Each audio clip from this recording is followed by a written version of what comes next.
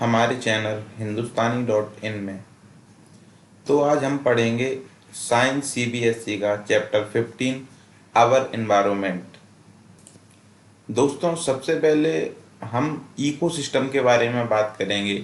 Environment क्या है इस पे बाद में आएंगे, क्योंकि एनवायरनमेंट असल में बनता जिन चीज़ों से है उसे हम इकोसिस्टम कहते हैं। तो सबसे पहले हमारे लिए ये समझना ज़रूरी हो जाता है कि ये इकोसिस्टम क्या है और ये कैसे काम करता है, क्या क्या मापदंड हैं इसके।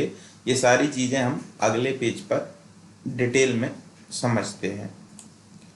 तो दोस्तों, हमारा पहला सवाल है, what is an ecosystem. Ecosystem के समझने के लिए आप जरा इस तस्वीर को देखिए। आपने एक टर्म सुना होगा बायोस्फीयर, ये समथिंग समथिंग उसी से रिलेटेड है। तो आप देखिए इस इकोसिस्टम में क्या क्या चीज़ें हैं। पेड़ पौधे हैं, ज़मीन है, पानी है, सन है, ये सारी चीज़ें आपको इसमें दिख रही हैं। आगे हम इसके बारे में थोड़ा जानते हैं। तो इकोसिस्टम को अपन क्या बोल सकते हैं, तो एक complex relationship between all the living and non living things. तो एक जटिल रिश्ता किसके बीच में, जीवित और जो चीज़ें जीवित नहीं हैं उनके बीच में। एक ऐसा रिश्ता किन चीज़ों के बीच में, जीवित और अजीवित चीज़ों के बीच में। जैसे कि प्लांट है, एनिमल है, ऑर्गेनिज्म है, सन है, वाटर है, क्लाइमेट, ये सारी चीज़ें किस में आती हैं, ये आती हैं इकोसिस्टम में। तो इनमें कुछ चीज़ें जीवित हैं और कुछ अजीवित हैं। तो इनके बीच का जो रिश्ता है, ये दोनों एक दूसरे पे डिपेंडेंट है ना।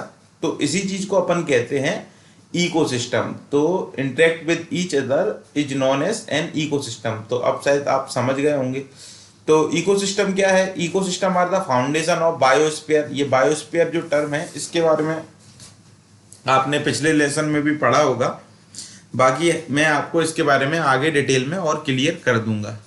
तो इतनी बात तो अपने समझ में आती है कि इकोसिस्टम क्या है। इकोसिस्टम एक रिलेशन है किसके बीच में, जीवित और अजीवित चीज़ों के बीच में। कौन सी जीवित अजीवित चीज़ें, तो जैसे कि ये रहे, प्लांट है, एनिमल है, ऑर्गेनिज्म, सन, वाटर, क्लाइमेट, ये सारी चीज़ों के बीच का जो रिलेशन है उससे बनता है इकोसिस्टम। उदाहरण के तौर पे हम देख लेते हैं कि रिलेशनशिप बिटवीन सीप and lion in the ecosystem. तो एक भेड़ और एक शेर के बीच का जो रिश्ता है वो क्या हो सकता है, तो ये एक इकोसिस्टम का हिस्सा है। क्यों है, क्योंकि शेर को सीप चाहिए है खाने के लिए। शेर अगर उसको नहीं खाएगा, भेड़ को नहीं खाएगा, तो सरवाइव नहीं कर पाएगा। तो ये एक इकोसिस्टम का हिस्सा है। भेड़ घास खाती है और भेड़ को शेर खाता है। इस तरीके से एक इकोसिस्टम तैयार होता है। तो इसी तरीके से ये जो रिश्ता है भेड़ का शेर से, शेर का भेड़ से, ये अलग अलग जानवर भी हो सकते हैं। तो ये जानवर जिस जहाँ पे रहते हैं ये वहाँ के एरिया को, पूरे क्रिएचर्स को प्रभावित करते हैं, ठीक है ना। क्योंकि मान के चलो कि अगर शेर भेड़ नहीं खाता है तो भेड़ क्या करेंगी, उस एरिया की पूरी जो भी घास घूस जो भी कुछ होगा वो सब साफ कर देंगी। तो ये भी गलत हो जाएगा। और अगर कोई शेर को मार देता है तो भी भेड़ें बढ़ जाएंगी, और अगर कोई भेड़ों को मार देता है तो भी शेर गया। और ये तीनों चीज़ें एक दूसरे से मिली जुली हैं और ये ऐसे ही काम करती हैं। अगर तीनों में से एक भी चीज़ हटाई गई तो पूरा इकोसिस्टम खराब हो जाता है। इसके बारे में अपन और आगे डिटेल में पढ़ेंगे। तो मान के चलिए अगर शेर ज़्यादा भेड़ों को खाता है तो ये किस पे इफेक्ट होगा, ये इफेक्ट होगा प्लांट्स पे, ठीक है ना। तो they begin to flourish since there and many sheep to eat the plants. तो अभी क्या है कि सीप बहुत ज़्यादा प्लांट्स को खाएंगी। तो each organism in the ecosystem play an important. तो इकोसिस्टम में आने वाला हर छोटे से छोटा जीव, बड़े से बड़ा जीव बहुत ही अहम रोल निभाता है। So any time a foreign factor is put in the ecosystem it is poses a major threat to the ecosystem. तो हमें हमेशा ये याद रखना है कि इकोसिस्टम के अंदर इस जो ये चेन है इसको तोड़ना बहुत ही ज़्यादा खतरनाक हो सकता है। तो दोस्तों, इकोसिस्टम के बारे में तो आपको क्लियर समझ में आ गया होगा ये क्या चीज़ है। अब अपन आगे बात करते हैं। तो आगे हम बात करते हैं एनवायरनमेंट के बारे में। तो देखो, ये एनवायरनमेंट क्या है, अवर सराउंड आसपास की जो चीजें हैं वही क्या है, एनवायरमेंट है। तो ये दो टाइप का अपन मान सकते हैं कि एनवायरमेंट बेसिकली होता तो थ्री टाइप का है। तो अपन लिविंग थिंग्स थ्री टाइप की होती हैं, पर एनवायरमेंट दो टाइप का हो सकता है। देखिए किस तरीके से। तो living and non living present in the environment. Environment जो है इसके अंदर दो तरीके की चीजें रहती हैं, एक तो जीवित और एक अजीवित चीजें, जैसा कि अपन ने पढ़ा था इकोसिस्टम में। तो ये दोनों एक दूसरे पे डिपेंडेंट है, क्लियर है। आगे बात करते हैं लिविंग थिंग्स क्या है ये। तो organism that can ability to grow, ऐसे प्राणी, ऐसे जीव जिनके अंदर क्षमता हो ग्रो होने की, बढ़ने की, और किसकी क्षमता हो, रिप्रोड्यूस करने की, वो अपनी प्रजाति बढ़ा सकें प्रजनन करके। तो take in and use energy, वो क्या करते हैं, वो खाना खाते हैं और एनर्जी का इस्तेमाल करते हैं, है ना। उसके बाद में अपना एक्सक्रेटा बाहर निकालते हैं, वेस्ट बाहर निकालते हैं, और वो एनवायरमेंट से रिस्पॉन्ड करते हैं। उन्हें फीलिंग होती है, महसूस करते हैं, वो सर्दी गर्मी ये सारी चीज़ें वो महसूस करते हैं। तो ये ऐसी चीज़ें, ये खासियतें अगर किसी में दिखती हैं तो अपन समझ सकते हैं कि वो चीज़ क्या है, वो जीवित है। आगे बात करते हैं, ये जो लिविंग थिंग्स हैं ये तीन प्रकार की होती हैं। कौन कौन सी? पहली तो प्रोड्यूसर, ठीक है, इनको अपन ऑटोट्रॉफ्स भी बोल सकते हैं। प्रोड्यूसर्स क्यों बोल रहे हैं अपन इनको? प्रोड्यूसर इस वजह से बोल रहे हैं क्योंकि ये प्रोड्यूस करते हैं। तो इस चीज में कौन आ जाता है? प्लांट्स आ जाते हैं, सारे प्लांट हैं, ट्री हैं, ये सारे आ जाते हैं। क्यों आ जाते हैं? क्योंकि ये प्रोड्यूस करते हैं, ये अपना खाना खुद बनाने में सक्षम है, ये किसी दूसरे पे डिपेंडेंट नहीं है। तो प्लांट अपना खाना खुद बना लेता है, इसी वजह से इनको ऑटोट्रॉफ्स भी कहा जाता है। ऑटो मतलब स्वयंचलित, अपने आप से कर लेते हैं। ऑटोट्रॉफ्स भी इन्हें इसी वजह से कहा जाता है क्योंकि ये खुद से अपना खाना बना लेते हैं। तो ये जो प्रोड्यूसर टर्म है ये प्लांट्स के लिए इस्तेमाल होता है। तो अपन बात करते हैं organism which produce their on food, ऐसे जीव जो अपना खाना खुद बना सकते हैं, और एग्जाम्पल में क्या है? प्लांट है। ठीक है, प्रोड्यूसर समझ में आ गया। दूसरा क्या है? दूसरा है कंज्यूमर। तो ऐसे ऑर्गेनिज्म जो अपने खाने के लिए, अपने सर्वाइवल के लिए किसी दूसरे ऑर्गेनिज्म पे डिपेंड करते हों। तो ऐसे कौन है? ऐसे तो बाकी सारे ही हैं, ऑटोट्रॉफ्स को छोड़ के, प्रोड्यूसर्स को छोड़ के बाकी सारे ऐसे हैं जो दूसरे पे डिपेंडेंट करते हैं। चाहे वो लॉइन हो, एलिफेंट हो, ह्यूमंस हो, कोई भी ऑर्गेनिज्म हो, वो सारे किस पे डिपेंड करते हैं? दूसरों पे। तो ये आ जाते हैं कंज्यूमर में, ठीक है ना। तो कंज्यूमर क्या है? ऐसे ऑर्गेनिजम्स जो खाने के लिए दूसरों पर डिपेंडेंट हो, करेक्ट है। तो ये जो कंज्यूमर हैं ये तीन टाइप के होते हैं, दीज आर थ्री टाइप्स। तो बेसिकली पहला कौन है? हर्बीवोरस। हर्बीवोरस से अपन समझ लेते हैं ये हरा भरा खाते हैं, हर्बीवोरस, है ना, हरा भरा खाते हैं। क्या खाते हैं? ये सिर्फ प्लांट खाते हैं। तो प्लांट कौन कौन खाता है? तो जैसे बकरी है, एलिफेंट है, काऊ है, ये सब चीज़ें क्या खाते हैं? केवल घास घूस ही खाते हैं। तो इनकी जो कैटेगरी है, इसको वर्गीकृत किया गया तीन चीजों में। तो ये जो है घास खाने वाले, ये आते हैं हर्बीवोरस में। दूसरा क्या है? दूसरा है कार्निवोरस। कार्निवोरस में क्या है? ये सिर्फ क्या खाते हैं? ये खाते हैं फ्लैश, ये दूसरे एनिमल्स को ही खाते हैं डायरेक्ट, ये मांस खाने वाले। तो इनको अपन बोल सकते हैं कार्निवोरस। ये क्या खाते हैं? केवल एनिमल्स को खाते हैं, जैसे शेर है, लॉइन है, स्नेक है, वगैरह वगैरह।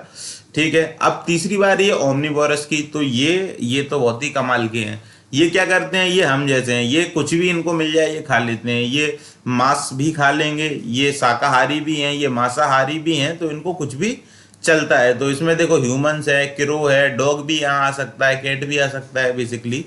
आगे बात करते हैं अपन नोट। नोट क्या है कि देखिए यहाँ पे आपको दो फिगर दिख रहे हैं। पहला क्या है? पहले में ग्रास दिख रहा है, दूसरे में ग्रास ऑपर दिख रहा है, तीसरे में क्या है? तो देखिए ये जो ग्रास ऑपर है वो ग्रास को खाता है, ठीक है। ग्रास ऑपर को कौन खाता है? मेढक। फ्रॉक खा लेता है। फ्रॉक को कौन खा लेता है? स्नेक। और स्नेक को कौन खाता है? ईगल। तो आप यहाँ पे एक चेन देख रहे हैं। क्या देख रहे हैं? एक चेन देख रहे हैं। घास को ग्रास कॉपर ने खाया, उसको मेढक ने, मेढक को इसने, और इसने ईगल, स्नेक को खा गया ईगल। तो ये आपको एक चेन दिख रही है। Plant, grass copper, frog, snake, और उसके बाद में हॉक या ईगल, कुछ भी कह लो। तो इसमें क्या था? ये जो प्लांट हैं इनको अपन बोलते हैं प्रोड्यूसर। ग्रास कॉपर ये प्राइमरी कंज्यूमर हो जाएगा। क्यों हो जाएगा प्राइमरी कंज्यूमर?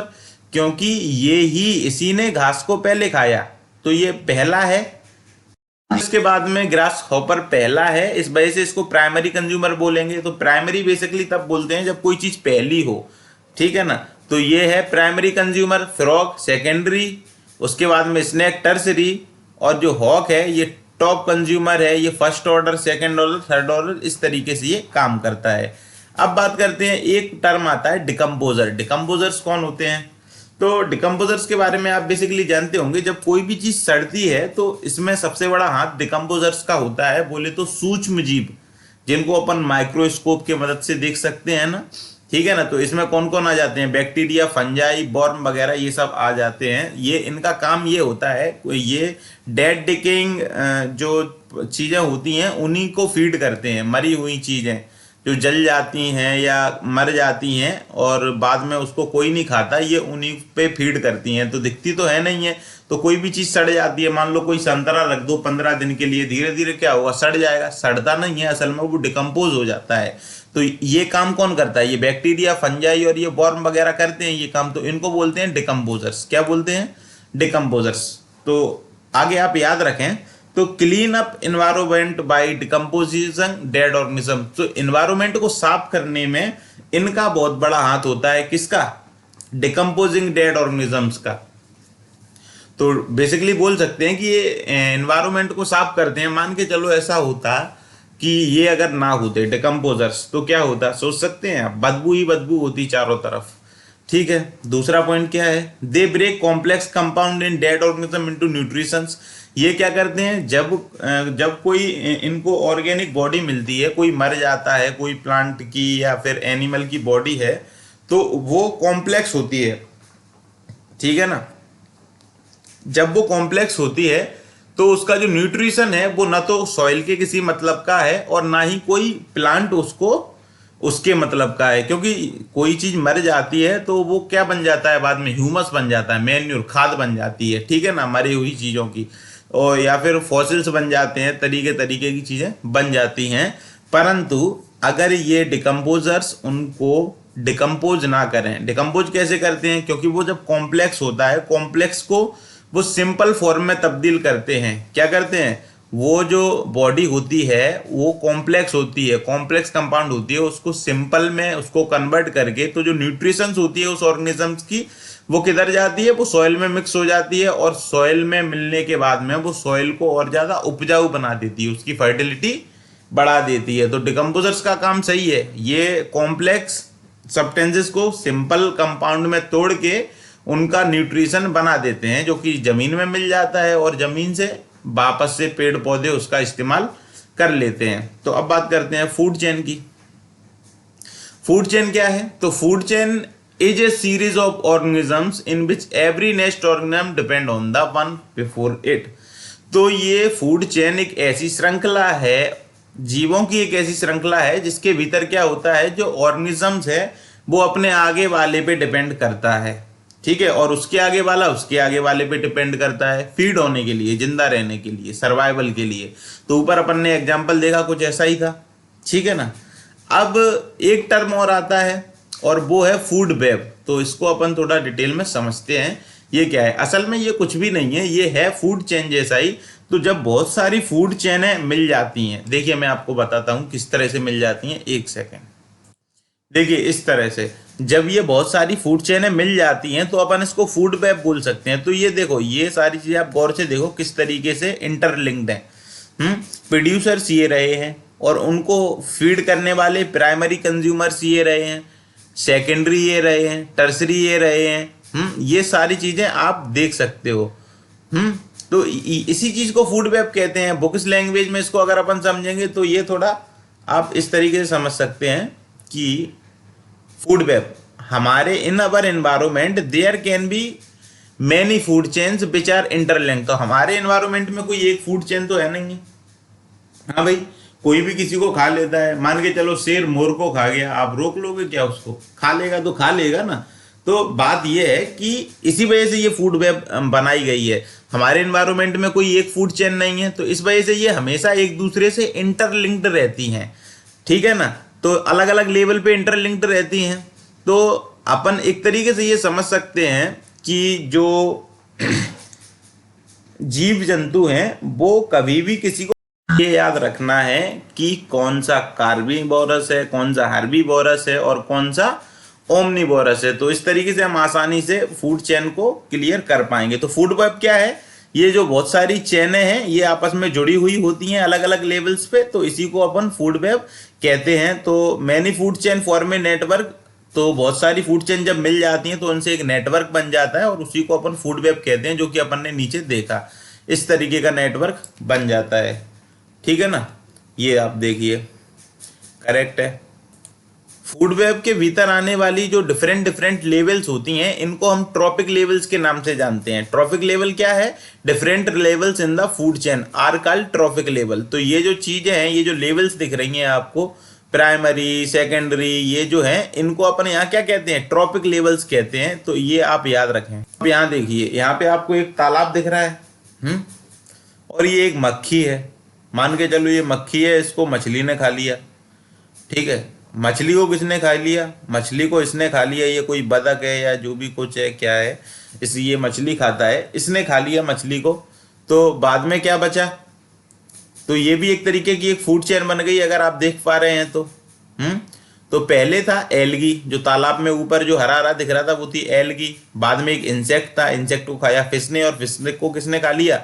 बर्ड ने खा लिया। तो यहाँ पे अपन साफ साफ देख सकते हैं प्रोड्यूसर कौन था? प्रोड्यूसर थी एल्गी। हर्बीवोरस कौन था?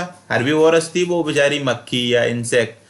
कार्निवोरस कौन था? कार्निवोरस थी फिश। और टॉप कंज्यूमर इसका होगा बर्ड। कौन? बर्ड होगा टॉप कंज्यूमर। क्लियर है? तो अपन इसको थोड़ा और डिटेल में पढ़ते हैं। तो पहली जो ट्रॉपिक लेवल है, second trophic level, third trophic level, fourth trophic level, ये जो 4 ट्रॉपिक लेवल्स होती हैं, तो इनको अपन इस तरीके से समझ लेते हैं। सबसे पहली में कौन आता है? प्रोड्यूसर्स, दूसरी में हर्बीवोरस, तीसरी में कार्निवोरस और चौथी में टॉप कार्निवोर, ठीक है ना। प्रोड्यूसर, हर्बीवोर, कार्निवोर और सबसे ऊपर फोर्थ में पिरामिड टाइप का ये बन गया है, सबसे ऊपर है तुम्हारा टॉप कार्निवोरस। तो अपन इसको समझते हैं। दोस्तों फूड चेन छोटी बड़ी भी हो सकती है। तो अपन अगर सबसे छोटी फूड चेन देखना चाहें तो अपन ये एग्जांपल के लिए देख सकते हैं। मान के चलो ये ग्रास है, मान के क्या चलो ये तो है ही है। तो ये ग्रास है, ग्रास को कौन खाता है?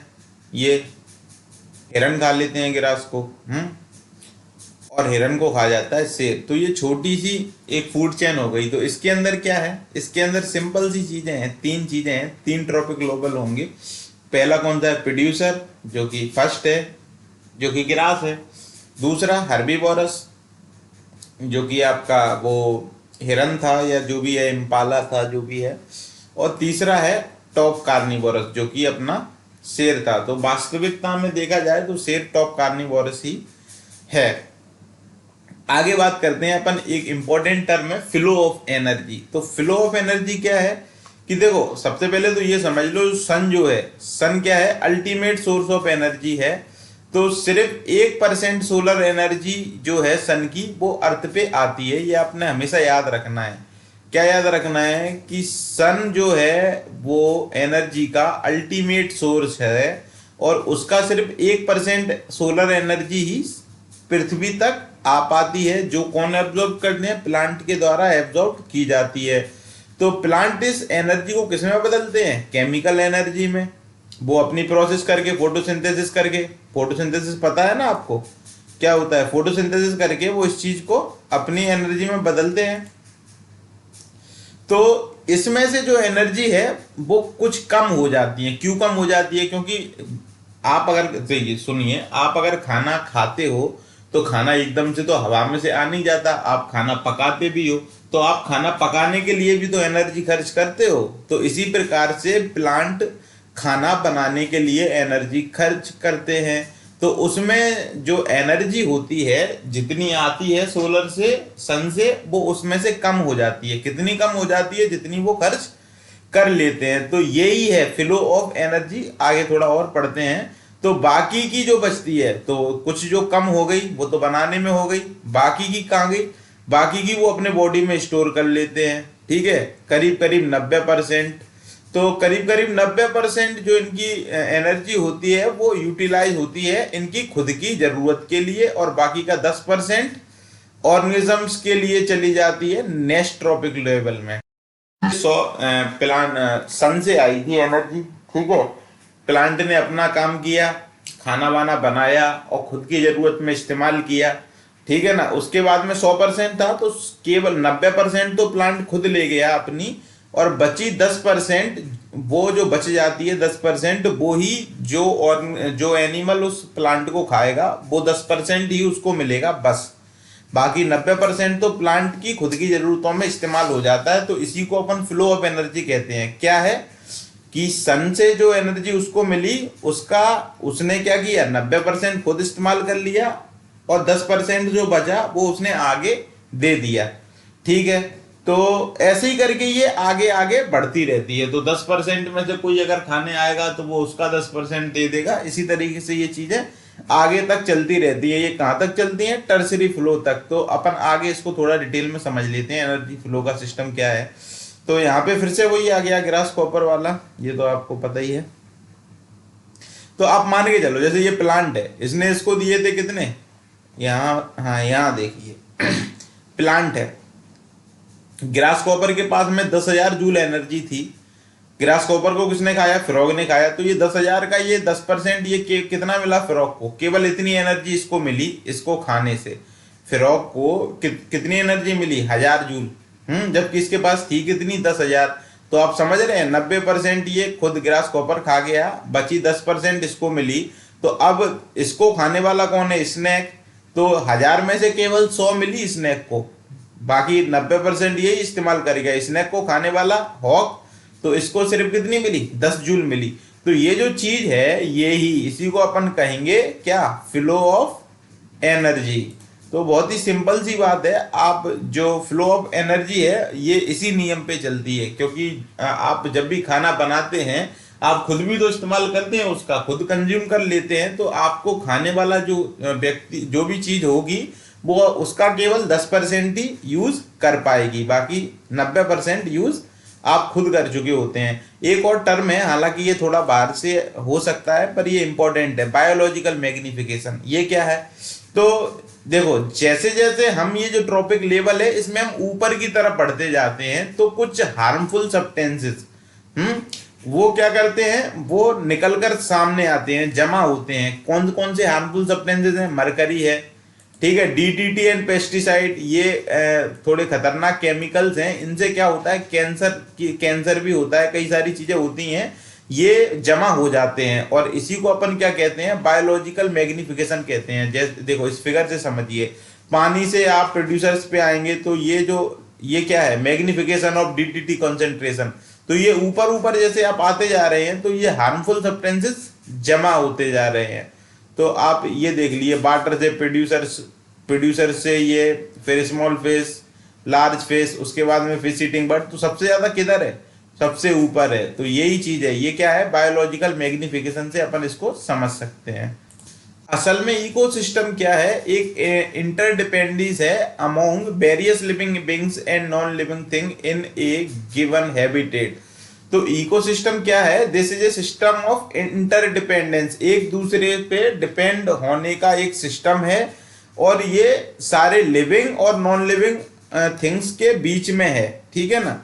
तो आगे बात करते हैं इकोसिस्टम क्या होता है। इको सिस्टम के दो मेन कंपोनेंट होते हैं, कौन कौन से, तो एक है एबायोटिक कंपोनेंट।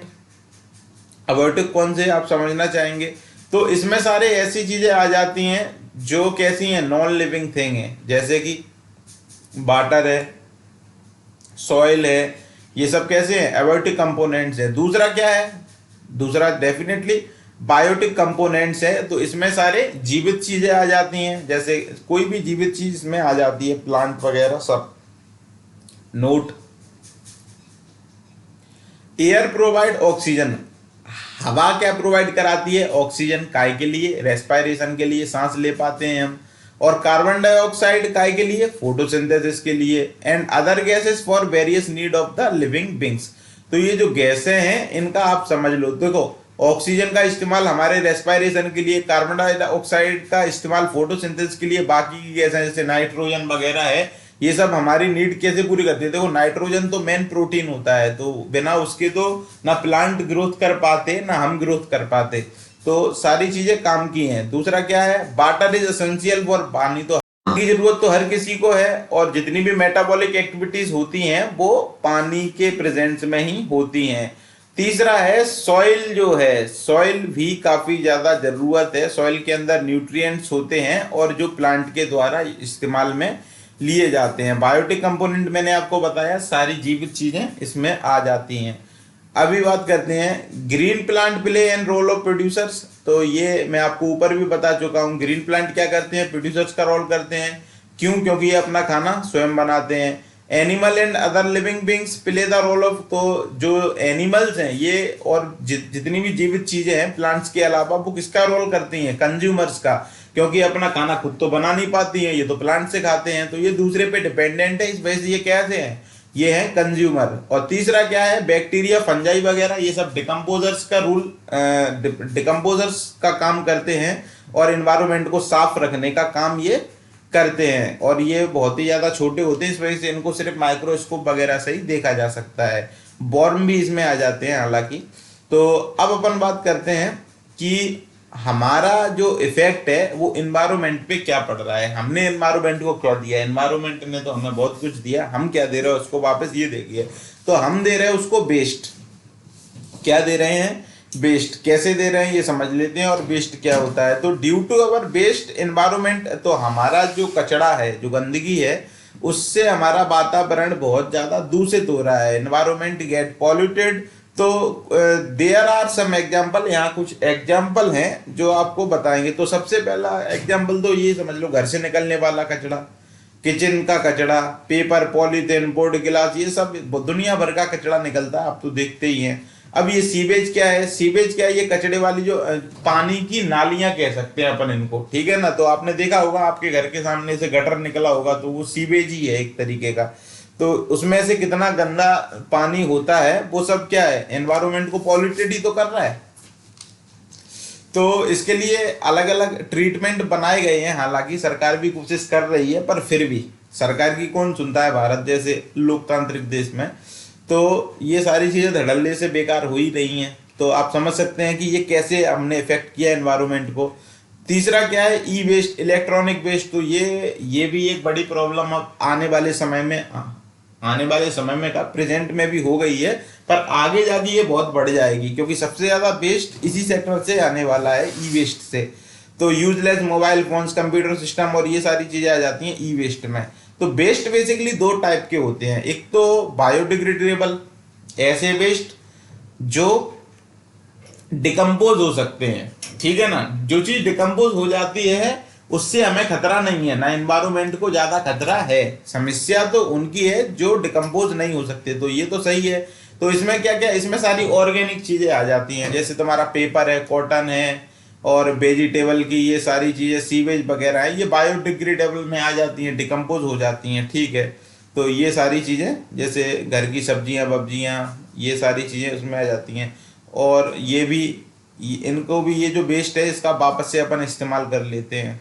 अब दूसरा है नॉन बायोडिग्रेडेबल, जिनका अपन क्या नहीं कर सकते, वापस से ये डिकम्पोज नहीं हो सकते, सॉरी, ये डिकम्पोज नहीं हो सकते। तो किसके द्वारा, लिविंग ऑर्गेनिज्म, जो फंजाई, बैक्टीरिया वगैरह थे, तो इनकी यही समस्या है। तो इसमें क्या है, गिलास है, मेटल है, प्लास्टिक है, डाई है, डिटर्जेंट है, तो ये ऐसे वेस्ट हैं जो डिकम्पोज नहीं हो। मान के चलो एक समय पे अपन ने इतनी सारी चीजें बना ली ऐसी जो नॉन बायोडिग्रेडेबल हैं, तो धरती पे जगह कहाँ बचेगी, कहाँ रहेंगे हम। यही सब सामान से भर जाएगा, डिकम्पोज ये हो नहीं पाएंगे। अब बताओ इनका करें क्या अपन। वो चीजें तो चलो आती हैं और कुछ समय बाद अपने आप सुहा हो जाती हैं जमीन की जमीन में, पर इनको तो अपन जमीन में मिला भी नहीं सकते। तो कुल मिला के ये हमारे एनवायरमेंट को इफेक्टेड कर रही हैं, गंदा कर रही हैं। तो हमें ये चीजें सोच लेनी है कि ये जो प्लास्टिक वगैरह है इनका यूज करना ही नहीं है, करना है तो कम से कम करना है और बहुत सोच समझ के करना है।